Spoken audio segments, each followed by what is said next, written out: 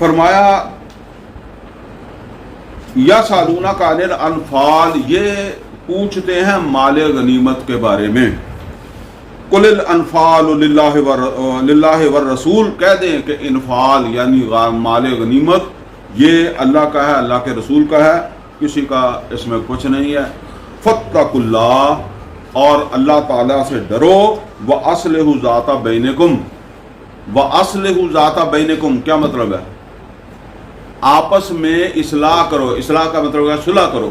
صلح کا مطلب کیا ہے کہ وہ جو دلوں کے اندر خفگی پیدا ہو گئی ہے نا، میں نے ابھی آپ کو بتایا نا، کسی نے کسی کا تذکرہ کر دیا یا کسی نے کہا میں نہیں دوں گا، ٹھیک ہے نا، تو اب وہ کیا کرو، وَأَصْلِحُوا ذَاتَ بَيْنِكُمْ وَأَطِیعُوا اللَّهَ، اور اللہ تعالیٰ کی اطاعت کرو، یہ مال سپرد کرو رسول اللہ صلی اللہ علیہ وسلم کے.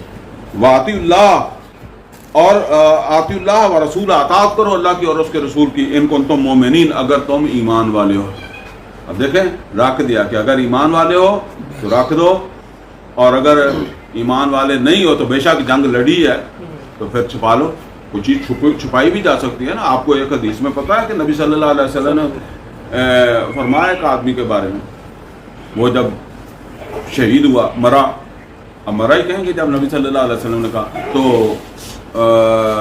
کسی نے کہا کہ یہ تو جنت پہنچ گیا، تو نبی صلی اللہ علیہ وسلم نے فرمایا کہ میں تو اسے جہنم میں دیکھ رہا ہوں. تو آپ نے فرمایا کہ اس نے مال غنیمت سے ایک چادر چھپائی تھی، اندازہ کریں. تو ہم تو پتہ نہیں کیا کیا چھپاتے ہیں. تو اب یہ بات کہی جا رہی ہے کہ وَآتِیُوا اللَّهَ وَرَسُولَهُ، اطاعت کرو اللہ کی اور اس کے رسول کی.